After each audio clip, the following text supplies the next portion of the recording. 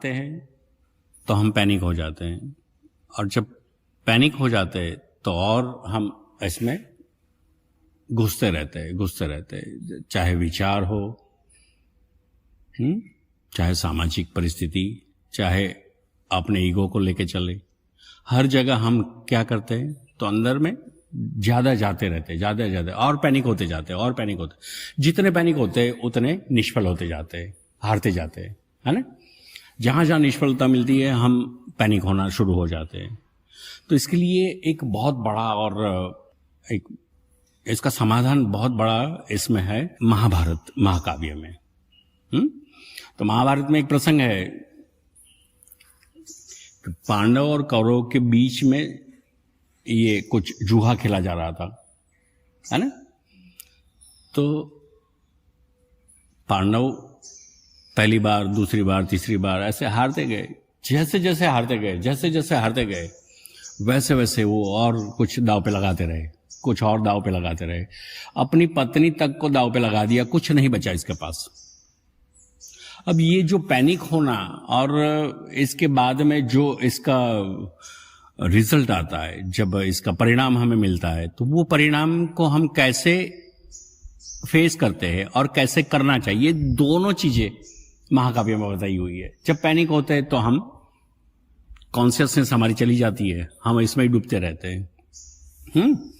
अब ये जो परिस्थिति बनी, इसमें से आपको बाहर निकलना है तो आप बाहर नहीं निकल सकते। तो परिणाम क्या आता है, तो इसमें बताया कि सारा कुछ पांडवों का सारा कुछ नष्ट हो गया, फिर उसको वनवास हो गया, और वनवास के बाद भी क्या हुआ, तो बोले 1 साल के लिए अज्ञातवास मिला, है ना।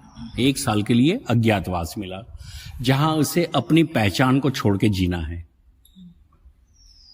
पहले वनवास बोले कर लो जो हो सकता है, जो आप जमा कर सकते हो देख लो, मिल जाता है ठीक है, नहीं तो अपने आप को भूल जाओ, इसके बाद शुरू करो, हो जाएगा, है ना। ये समझाया है हमें महाकाव्य में, यही दर्शाया ना। तो ये जिस तरह से आपको ये बताया जाता है कि भाई ये सब कुछ, आप जब पैनिक होते हो तो सब कुछ आप हार जाते हो, यहां तक कि आपकी तुरंत जुड़ी हुई चीज भी आपको छोड़ देनी पड़ती है। इतने पैनिक हो जाते हो, इतने अहंकार ग्रस्त हो जाते हो कि आपको जो छूने वाली है, बिल्कुल करीब में जो सबसे पहले जो आपसे जुड़ी हुई चीज है, वो भी आप उसमें खो देते हो। इसके बाद आप ही बचते हो, आप अकेले हैं। तो बोले आप अकेले हैं तो कहां बैठेंगे, तो गांव में, नगर में तो कोई बैठने नहीं देगा, सब कुछ तो आप हार चुके हैं, और आप भी बैठना नहीं चाहेंगे ताकि लोग ताने मारेंगे, है ना। लोग ताने मारेंगे, देखो ये हार गया, देखो हार गया, भिखारी हो गया, है ना। ये भी हम सहन नहीं कर पाएंगे, तो हमें अपने आप जगह बदलनी पड़ेगी।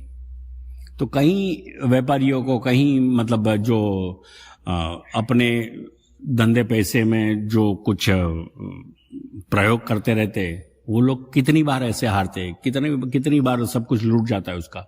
ये हमने कितने किस्से सुने होंगे। तो ये सारी चीजों में क्या होता है, तो बोले फिर हम कहते कि भाई वो आदमी तो सबका लूट लाट के गायब हो गया, लापता हो गया, है ना, कहीं छुप गया। तो ये सारी चीजें हम सुनते आए, तो ये होता बस वही होता है जो उसमें महाकाव्य में बताया गया है। तो ठीक वैसे ही हम जीते हैं। तो पैसों का मामला है तो आप मतलब ये सारी दुनिया जानेगी, समाज का मामला है तो बात अलग हो जाती है, परिवार का मामला है तो बात अलग हो जाती है, लेकिन पैनिक हो जाते हैं हम कभी कहीं। अभी तो ये अभी का जो दौर चल रहा है, इस दौर में आप देखें तो जैसे ये बच्चे बड़े होते तो अपने आप अपने जीवन साथी को ढूंढ लाते हैं। अब किसी किसी समाज में ये अलाउड नहीं है। तो उन स्थिति में क्या होता है, तो उन स्थिति में बच्चों की खुशी भी देखी जाती है, समाज को भी देखा जाता है, और इन दोनों के बीच में आप किसी एक को दबाने के लिए आप उठते हैं, और बस उसी के साथ ही आप पैनिक होना शुरू हो जाते हैं।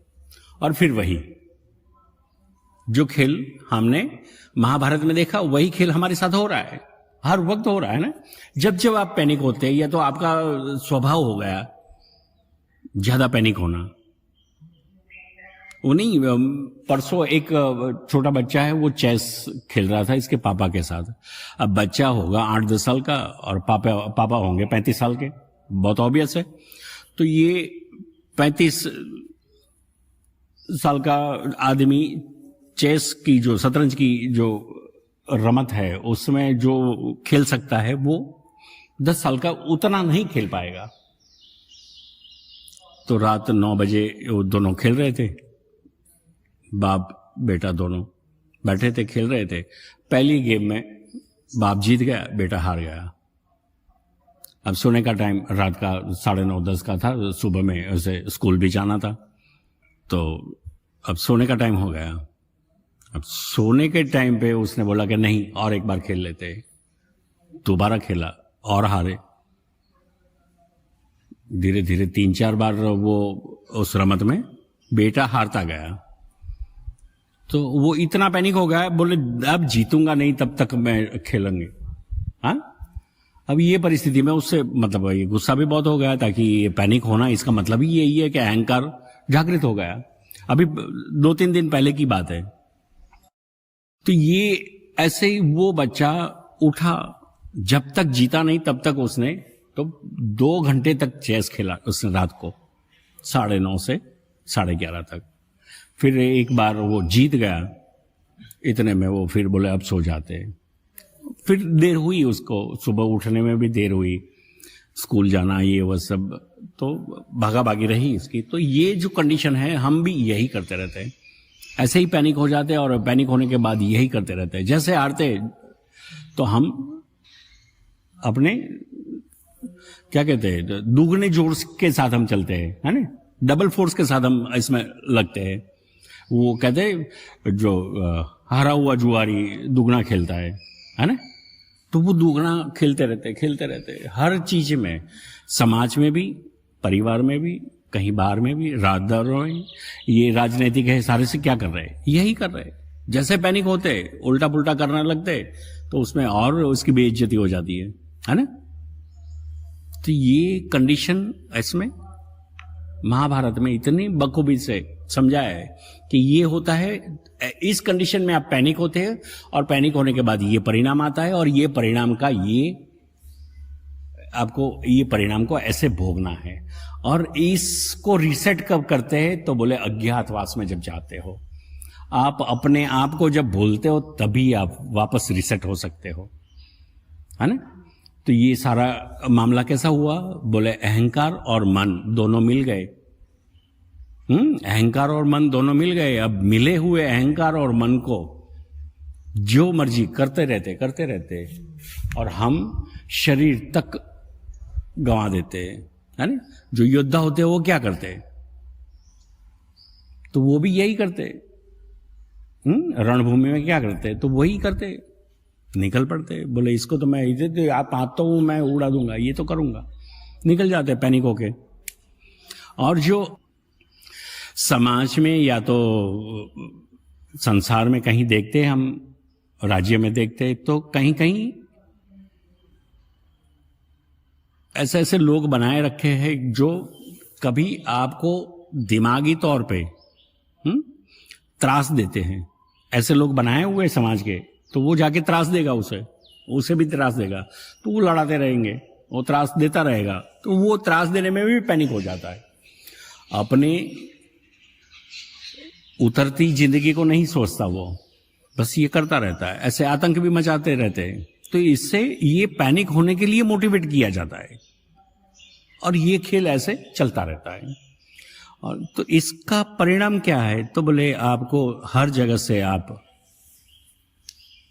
फ्री हो गए, न दोस्त बचा, न कहीं संबंध बचे, न सामान बचा, न द्रव्य रहा, न परिवार रहा, अकेला हो जाता है आदमी। फिर उसे इसकी मर्जी है या नहीं, निकल जाना पड़ता है जंगल की ओर। यही समझाए कि भाई ये इसे 10 साल तक जंगल में, फिर 1 साल अज्ञातवास में, किसी को पता तक नहीं चलना चाहिए कि कौन है।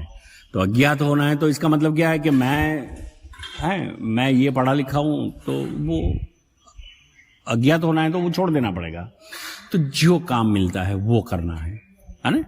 क्या करना है? जो काम मिल जाता है, 1 साल निकालना है आपको कैसे भी, तो जो काम मिल जाता है वो कर लेना है। जैसे उसमें समझाया था कि ये सब इसका ये क्या पुरोहित का काम करते थे, हैं? खाना पकाना, ये सब पांडवों ने ये आखिरी साल में ये काम किया जब अज्ञातवास में थे, तो पुरोहित का काम किया था, समझे? तो वो अपनी जगह कुछ भी थे, जाके क्या किया, तो बोले पुरोहित का काम किया उसने। तो ऐसे जो काम मिल जाता है वो करना है। तो अपनी जगह पे अगर धुरंधर योद्धा थे और उसी स्थिति में रहते तो कौन काम देता इसे? नहीं मिल सकता था काम, है ना? और किसी अनजान को राज्य के सैनिक दल में कोई नहीं लेता। हो सकता है किसी और राज्य के दूत है या तो कुछ हैं खबरीलाल हो गए, तो ये सब सोच के किसी और को काम भी नहीं देते। तो इसे जबरन जो काम मिल जाए, खेत में काम मिल जाए, जहां भी मिल जाए करना है उसे। तो अज्ञात होना है। तो अज्ञात होने का मतलब क्या है कि जिस विषय को लेके आप अंदर में जो घूटते रहते हैं और इसे जो क्या कहते हैं लैच होके साइकिल बाय साइकिल वो चलता रहता है, उसे तोड़ना है, अज्ञात हो जाना है उस विषय से। खुद अपने आप से अज्ञात हो जाओ तो सारी चीजें, आप जब तक है तब तक ये सारी परेशानी जो लेके घूम रहे हैं वो है। जब आप ही मिट जाएंगे तो वो परेशानी चली जाएगी उसके पास, जो नाम आपने रखा था अपना। समझ में आ रही है बात? तो जो नाम आपने अपना रखा था उसके साथ समस्याएं थी, तो वो सारी चीजें छोड़ दे, आप अज्ञात हो जाए तो आप न्यूट्रल हो जाएंगे। तो न्यूट्रल होने में भी 1 साल लगता है।